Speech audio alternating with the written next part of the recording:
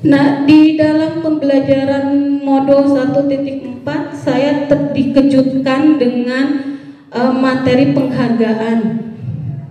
Yang saya kira penghargaan itu berdampak positif terhadap siswa, ternyata penghargaan itu berdampak ada dampak negatifnya.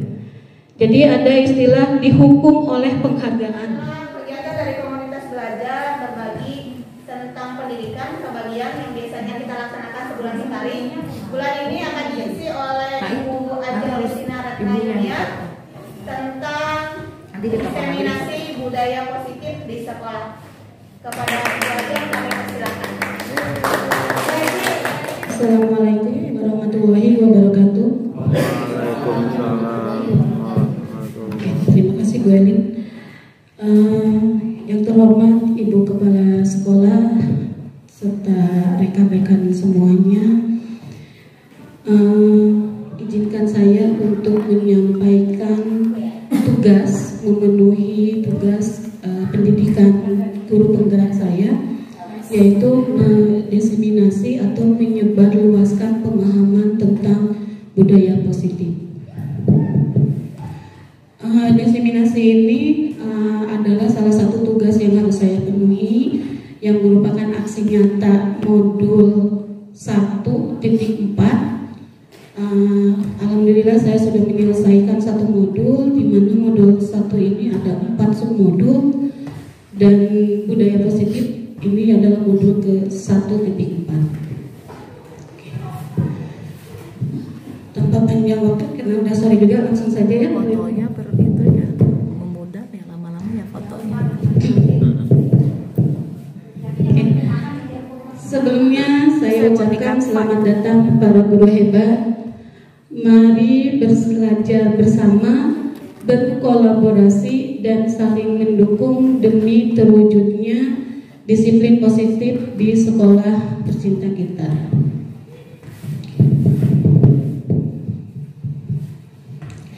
Oke, di dalam modul budaya positif di sini ada beberapa konsep utama yang disampaikan. Yang pertama adalah tentang perubahan paradigma belajar.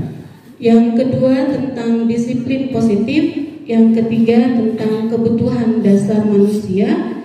Yang keempat motivasi perilaku manusia. Yang kelima posisi kontrol. Yang keenam keyakinan kelas. Dan yang terakhir adalah tentang segitiga restitusi. Karena tujuan disiplin positif tadi adalah ada tujuan mulia yang ingin menanamkan nilai-nilai kebajikan. Jadi di sini ada beberapa institusi atau organisasi yang memuat nilai-nilai kebajikan. Saya hanya menyampaikan 5 saja. Sebenarnya kalau berdasarkan modul yang saya pelajari itu lebih dari 5, sekitar 9. Tapi salah satu nilai kebajikan yang kita anut atau yang kita gunakan yaitu adalah profil pelajar Pancasila. Di mana di profil Pancasila ini tadi ada 6 dimensi, di mana setiap dimensi ini ada subdimensinya. Nah, ini adalah nilai kebajikan yang digunakan. Ternyata kebutuhan dasar manusia ini ada 5. Yang pertama adalah kebutuhan dasar bertahan hidup atau survival.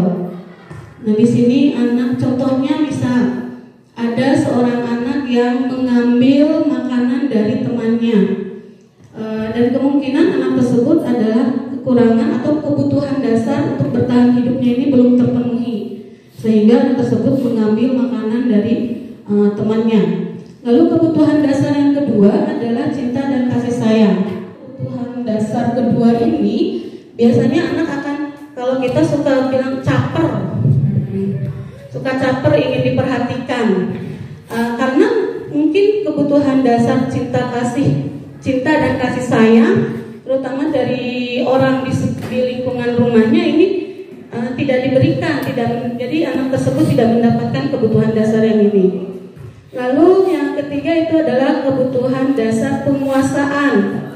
Nah, anak yang terpenuhi kebutuhan dasar dari penguasaan ini, anak tersebut cenderung ingin menjadi pemimpin.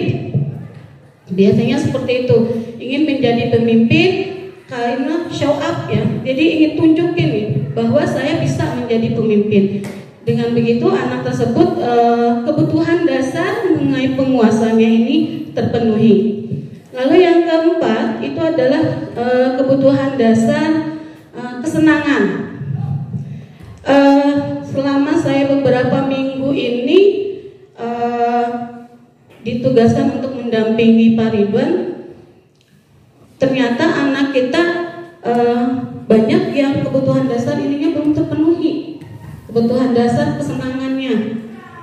Jadi mereka ya mungkin hampir sama dengan yang kebutuhan dasar cinta dan kasih. Jadi mereka kayak seperti caper, terus mereka bersenang-senang, walaupun bersenang-senangnya itu dengan cara yang salah ya, yang menurut kita yang tetap harus dituntun, dibimbing. Dan yang ketiga, yang terakhir itu adalah kebutuhan dasar kebebasan. Oke, selanjutnya kebutuhan dasar kelima, kebutuhan dasar itu dipengaruhi juga dengan motivasi perilaku manusia. Jadi di sini ada 3 motivasi perilaku manusia. Motivasi apa sih yang motivasi apa yang muncul ketika seseorang melakukan sesuatu? Yang pertama adalah motivasi untuk menghindari ketidaknyamanan atau hukuman. Nah, motivasi ini biasanya murid melakukan disiplin karena takut,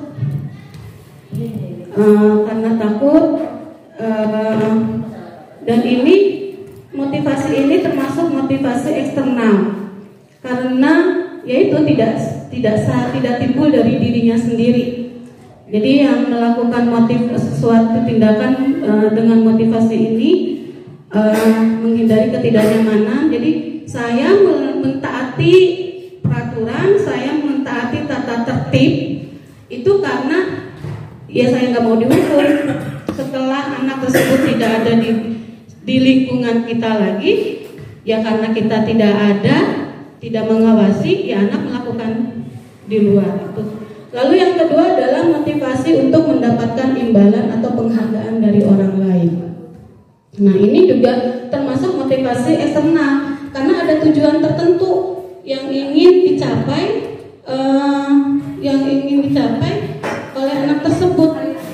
Ya, dan biasanya murid di sini yaitu karena ingin mendapatkan imbalan, ingin mendapatkan penghargaan dari kalau di sekolah dari kita, kalau di rumah dari orang tua, dari lingkungan sekitar. Dan yang terakhir itu adalah untuk menjadi orang yang ingin menghargai diri sendiri dengan dan motivasi perilaku yang ketiga ini adalah termasuk ke dalam motivasi internal. Karena di sini sudah muncul, sudah ada kesadaran diri sendiri untuk mematuhi atau untuk bertindak disiplin. Jadi bukan karena takut dihukum anak tersebut, bukan karena ingin mendapatkan imbalan atau penghargaan ketika anak mulai melakukan disiplin atau mentaati. Ya.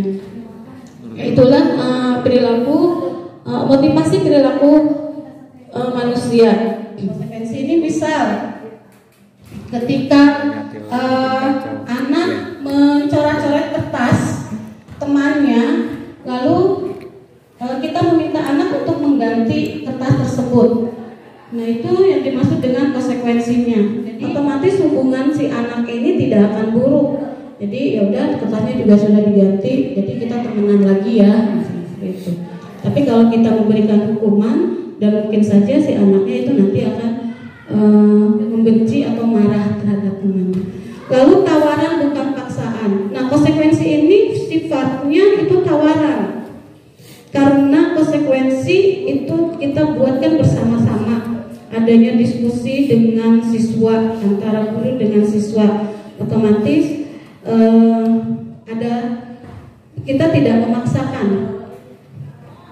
lalu menuntun untuk melihat ke dalam diri. Nah, sesuai dengan tujuan pembelajaran kita atau tujuan nasional belajar kita adalah bahwa seorang guru itu adalah sebagai among yang menuntun putra-putrinya sehingga kembali atau sehingga mendapatkan keselamatan dan bisa kembali ke kelompoknya. Oke, itu adalah tentang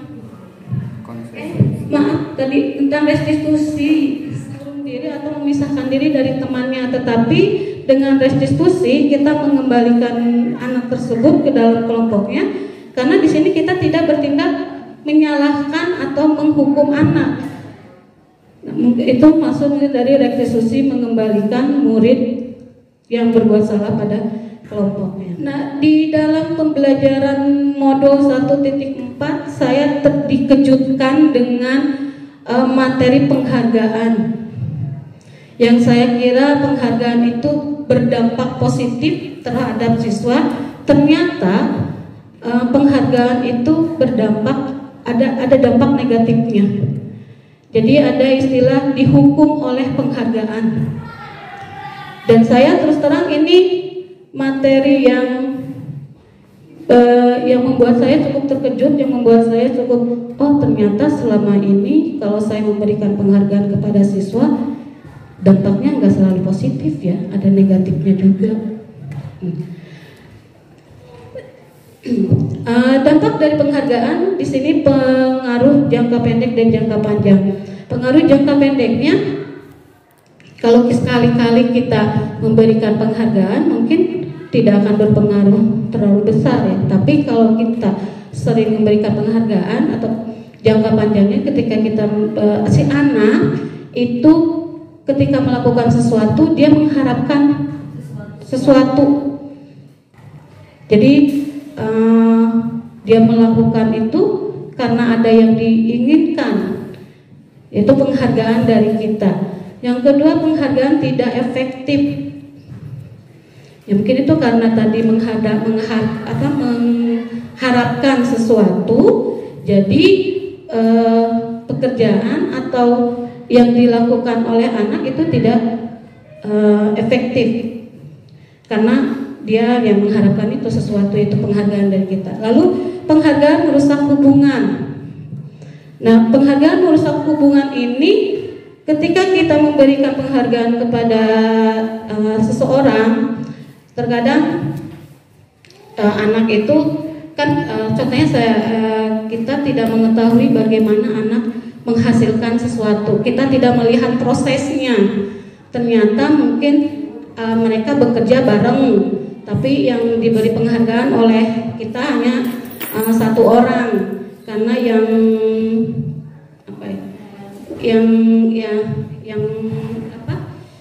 yang aktif itu orang itu, sedangkan temannya yang bekerja bareng itu tidak diam karena dia memang orang yang mungkin pendiam. Dan kita memberikan kepada satu orang, dan ini akan merusak hubungan antara kedua anak ini, karena yang dikasih penghargaan dia aja, padahal kan kita kerjanya bareng, padahal kan itu juga awal idenya dari saya begitu. Jadi ada iri, ada keirian, ada kecemburuan terhadap teman yang diberikan penghargaan. Lalu ternyata dampaknya itu yang lain, ada penghargaan mengurangi ketepatan. Nah, karena ingin mengerjakan sesuatu, ingin mendapatkan penghargaan, maka pekerjaannya itu tidak tepat. Alhamdulillah.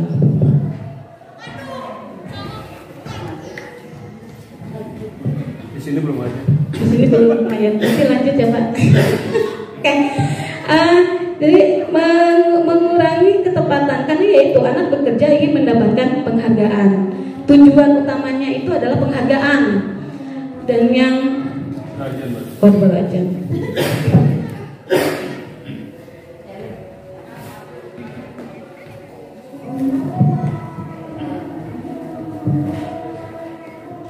Saja duduk dulu.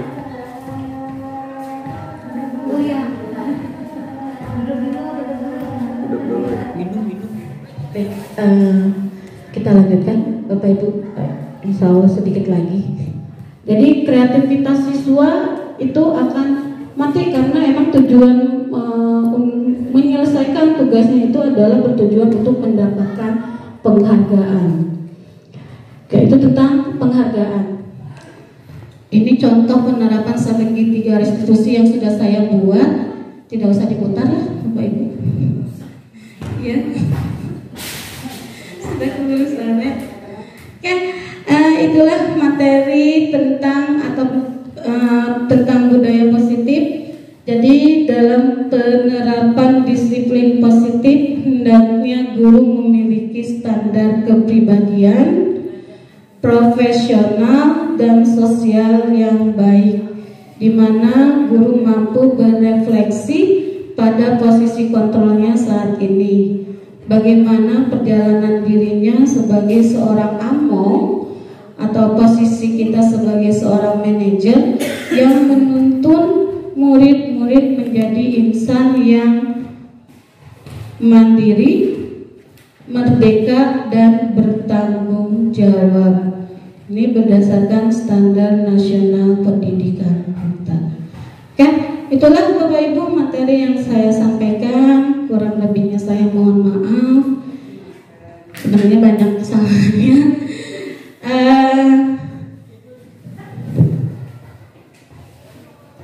Oh iya, sudah. Oke, sekian dari saya. Wabillahi taufiq wal hidayah. Wassalamualaikum warahmatullahi wabarakatuh. Saya kembalikan kepada Bu Elin sebagai moderator. Mangga Bu Elin. Ya, terima kasih Bu Ajeng untuk pemaparannya tentang budaya positif di sekolah. Ya, mudah-mudahan dari beberapa yang disampaikan Bu Ajeng bisa kita terapkan dalam kegiatan kita di sekolah, sehingga putra-putri kita di sekolah kita itu merasa nyaman dan selalu bahagia. Bapak dan Ibu juga harus bahagia, selamat dan bahagia. Saya seperti itu.